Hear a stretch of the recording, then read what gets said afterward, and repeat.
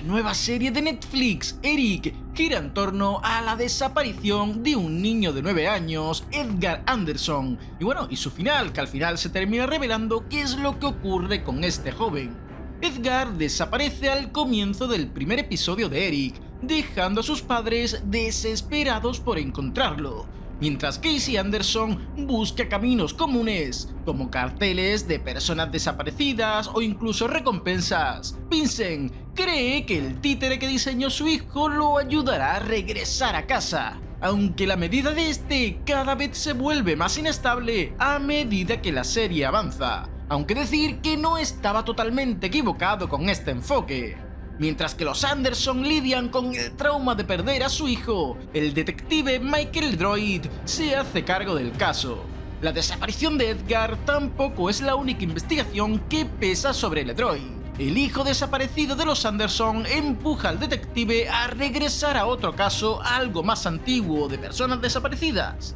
Este se centra en un niño negro de 14 años, llamado Marlon Rothschild. En el final de la serie, vemos al droid reconstruyendo lo que le sucedió a Marlon, incluso si eso significa desafiar los deseos de sus superiores en la policía de Nueva York. Así que aquí te vamos a explicar qué es lo que le sucedió a Edgar Anderson, también descubriremos qué le pasó a Marlon Rothschild. También ojo con esto, veremos cómo Vincent consigue encontrar a su hijo con esa locura de idea. Y por último os explicaremos el final auténtico de esta serie de Eric. Así que ojo, si no te lo quieres perder, quédate en este vídeo porque ¡comenzamos! Desde los primeros episodios, la serie ya te revela dónde se encuentra Edgar. Aunque la audiencia esté al tanto de este conocimiento, los padres y el detective Ledroid permanecen en la oscuridad, no saben absolutamente nada. En la mañana que desapareció el crío, el pequeño peleó con su padre, Vincent. En la mañana de su desaparición, Edgar decide seguir a un hombre sin techo llamado Yusuf a los túneles del metro, donde allí muchísimos vagabundos están viviendo. Edgar sigue a este señor porque está impresionado por sus grafitis y está interesado en aprender más sobre este señor. A juzgar por el mapa que Edgar dibuja en el departamento de su vecino acerca de Yusuf, es algo que el niño planeaba hacer ya con bastante tiempo. Cuando el vagabundo descubre que Edgar lo sigue, se lleva al niño con él a los túneles subterráneos, en parte para poder protegerlo de toda la mierda que hay en ese sitio. Yusuf se debate sobre qué hacer con el crío y su amiga Raya sugiere que lo vendan a un conocido pedófilo en un club llamado The Lax. Sin embargo, Yusuf se opone a eso y desarrolla un vínculo con el pequeño y el deseo de protegerlo. De hecho, lo vemos en repetidas ocasiones.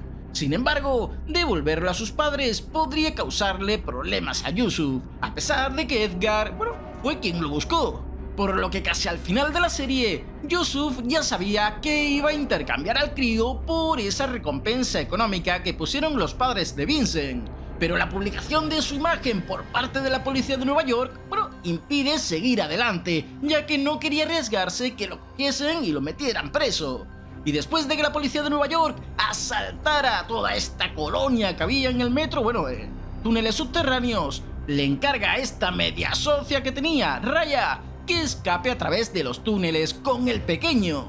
Desafortunadamente, los dos resbalan mientras subían las escalerillas esas de hierro del túnel subterráneo. La chica termina muriendo, pero Edgar tiene la suerte de llegar a una especie de reja, por la que al final puede salir a la superficie. Finalmente, se reúne con sus padres, lo que marca un final sorprendentemente feliz para la familia Anderson.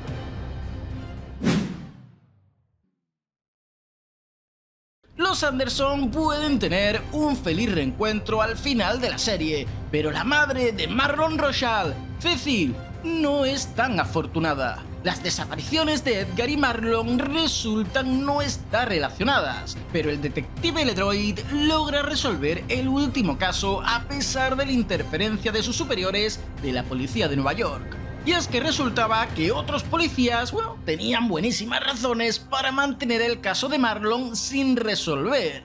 una cinta de seguridad de Deluxe del 12 de junio muestra a Marlon siendo explotado en Deluxe, participando en actividades sexuales con el vicealcalde Costello.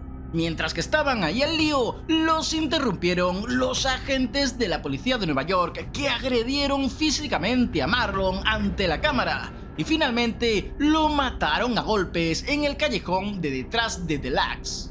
El detective Knox es quien mata a Marlon y LeDroid lo arresta y lo mete en prisión. También descubrimos que la planta de saneamiento de Hudson, los basureros estos, ayudaron a deshacerse del cuerpo, lo que los implica en la muerte de Marlon. Aunque el Capitán Creep estuvo durante todo este final de la serie advirtiendo a LeDroid de que no se exponga tanto porque al final conseguirá buscarse problemas, aunque el detective se mantiene fiel a sí mismo y sobre todo por toda esa rabia contenida de todos estos años fingiendo ser quien no era. Al final de la serie, a los hombres involucrados en la muerte de Marlon son arrestados y expuestos públicamente, aunque TJ, el empleado de Lux que se deshizo de las imágenes y ojo, estuvo involucrado con la red sexual de menores del club, se escapa de la ciudad antes de que comiencen los arrestos. Por otro lado, la madre de Marlon, Cecile, obtiene el devastador cierre de saber qué le pasó a su hijo, aunque LeDroid le ayuda a encontrar al cuerpo de su hijo, que se mantiene por ahí perdido entre la basura. Además, esta mujer, al final de la serie, tiene un conmovedor discurso sobre la necesidad de hacerlo mejor durante una de las últimas escenas de la serie. Y este discurso, la verdad, que se relaciona bastante bien con todos estos temas generales que ha estado hablando toda la serie durante la temporada.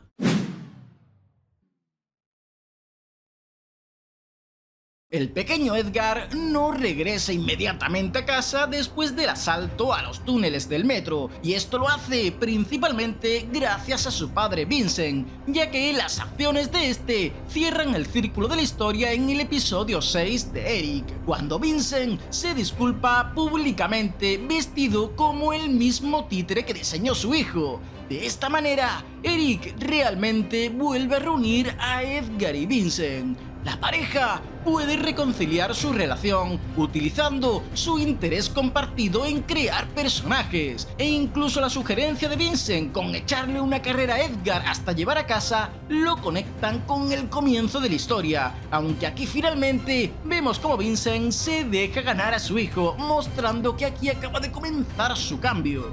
Esto se remonta a la conversación de Vincent con su vecino George después de la desaparición de su hijo.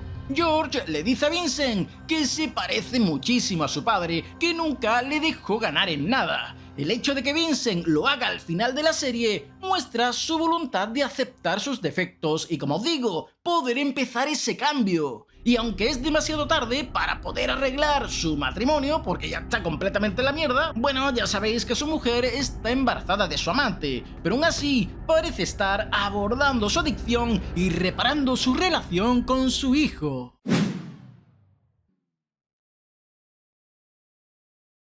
El énfasis en la voluntad de Vincent de poder y querer cambiar en el final de la serie no es ninguna coincidencia. De hecho, encaja bastante bien con la frase de Tolstoy que él y su hijo citan al principio de la serie. Toda la gente piensa en cambiar el mundo, pero nadie piensa en cómo cambiarse a sí mismo.